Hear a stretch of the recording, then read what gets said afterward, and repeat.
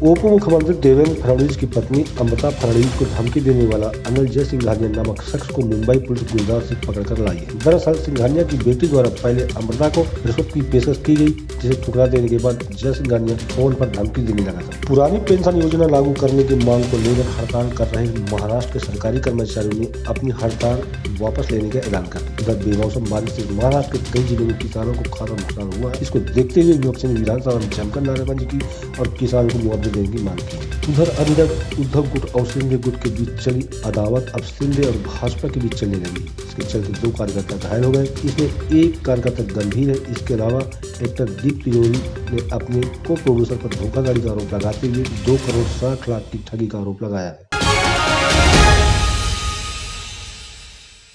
पुरानी पेंशन योजना लागू करने की मांग को लेकर हड़ताल कर रहे महाराष्ट्र के सरकारी कर्मचारियों ने अपनी हड़ताल वापस लेने का ऐलान कर दिया। कर्मचारियों ने सीएम शिंदे के साथ हुई बैठक के बाद यह फैसला लिया है। सरकारी कर्मचारी संगठन के सचिव अविनाश दाउन ने कहा कि सीएम शिंदे ने कहा कि पुरानी पेंशन योजना भले ही लागू न हो, वे कर्मचारियों का नुकसान नहीं होने देंगे। राज्य सरकार के कर्मचारियों, अर्ध सरकारी कर्मचारियों और शिक्षकों के संगठनों की समिति के सहयोगी विश्वास काटरकर ने कहा कि उनकी सरकार से आज सकारात्मक चर्चा हुई और सरकार ने उनकी मांगों को लेकर ई प्रेसमेंट मान लिया है। माननीय मुख्यमंत्री एकनाथ जी शिंदे साहब के साथ और चीफ सेक्रेटरी थे श्रीवास्तव साहब, उनके साथी, इन सब के साथ हमने पूरे अदालत में यहाँ चर्चा की है और इस चर्चा के माध्यम से एक बात साफ हुई है कि पुरानी पेंशन के लिए महाराष्ट्र शासन प्रिंसिपली एग्री है, मगर ये लागू कैसे हो।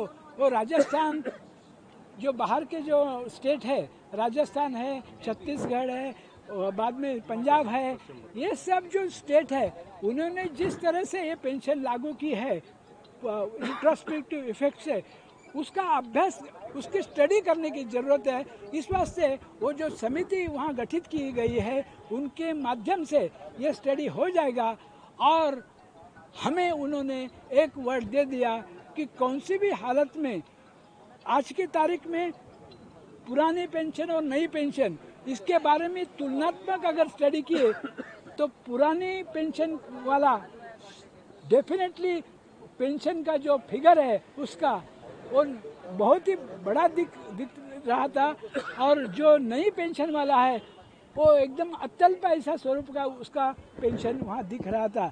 ये स्थिति में आज के तारीख में जो निर्णय हुआ है इससे हमें ये प्राप्त होगा कि पुरानी हो या नई पेंशन हो, वो दोनों ही पेंशन के जो फिगर है आफ्टर रिटायरमेंट वो समान रहेंगे, उनमें कौन सा भी अंतर नहीं रहेगा। इस वास्ते हमारी जो मांग है वो निश्चित स्वरूप से वो पूरी हो गई है। इस वास्ते आज की तारीख से हम हमारा जो इंडेफिनिट स्ट्राइक है वो विड्रॉ कर रहे हैं, वो पीछे ले रहे हैं। ये बात हम आपके साथ। महाराष्ट्र के उप मुख्यमंत्री देवेंद्र फडणवीस की पत्नी अमृता फडणवीस को फोन पर धमकी और ब्लैकमेल करने वाले शख्स को पुलिस ने गुजरात से गिरफ्तार कर लिया। सूत्रों की माने तो गिरफ्तार किए गए शख्स का नाम अनिल जयसिंघानिया है। अनिल की गिरफ्तारी से पहले उनकी बेटी और डिजाइनर अनुष्का जयसिंघानी को रिश्वत देने के आरोप में मुंबई पुलिस ने गिरफ्तार कर लिया था। पुलिस ने बताया कि आरोपी को पकड़ने के लिए 5 टीमें बनाई गई थी। तो इसका पुलिस ने तांत्रिक एनालिसिस किया, बहुत ही उच्च दर्जे का तांत्रिक एनालिसिस, डेटा एनालिसिस करने के बाद में ये उनका हम लोकेशन ढूंढ पाए। और जो आप डॉजिंग की बात कर रहे थे, इनको पुलिस के साथ में किस टाइप से फंसाया जा सकता है, उनको गुंगारा दे सकते हैं, उनके बारे में उनको बहुत सारी जानकारी है।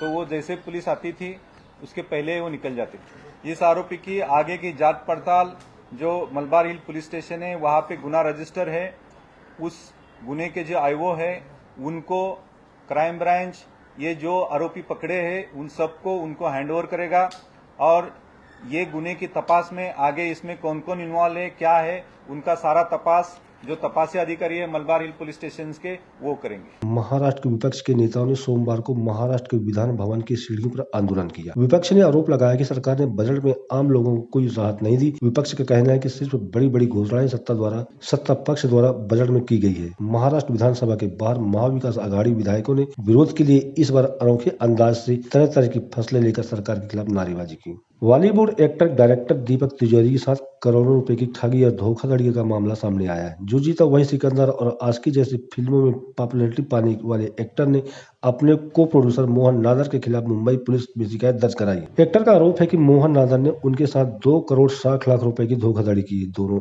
एक थ्रिलर फिल्म प्रोड्यूस कर रहे थे। मुंबई पुलिस ने अम्बोली थाने में दीपक तिजोरी की शिकायत पर FIR दर्ज कर मामला जांच में लिया। मुंबई दहशत विधानसभा में सिंधी गुट और भाजपा पदाधिकारियों के बीच बैनर लगाने को लेकर शिव सैनिकों ने जानलेवा हमला कर दिया। हमले में विभीषण वारे गंभीर घायल हो गए।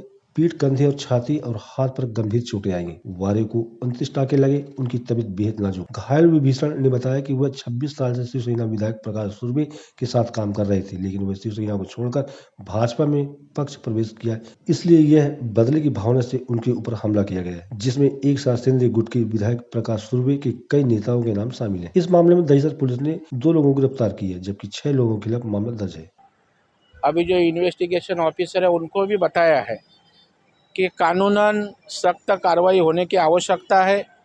जो इसमें क्रिमिनल लोग हैं उनके ऊपर कड़क कार्रवाई की आवश्यकता है। मैं राज्य के होम मिनिस्टर साहब के साथ भी बात की है, CM साहब से भी बात करने वाला था, लेकिन CM साहब फ्लाइट में है, वो खेड़ के लिए सभा के लिए वो कम्युनिकेट नहीं हुए, लेकिन उनका भी मेरा बात रात को होगी। और यह सब जो इसी तरह का हल्ला करना, राजनीतिक दबाव डालना, वो लोकशाही के लिए घातक है और इसलिए इसकी कड़ी जांच हो।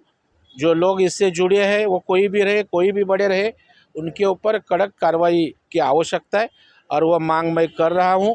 और कल विधान सभा में भी, विधान परिषद में भी, विधिमंडल में इसके बारे में हम मांग करेंगे।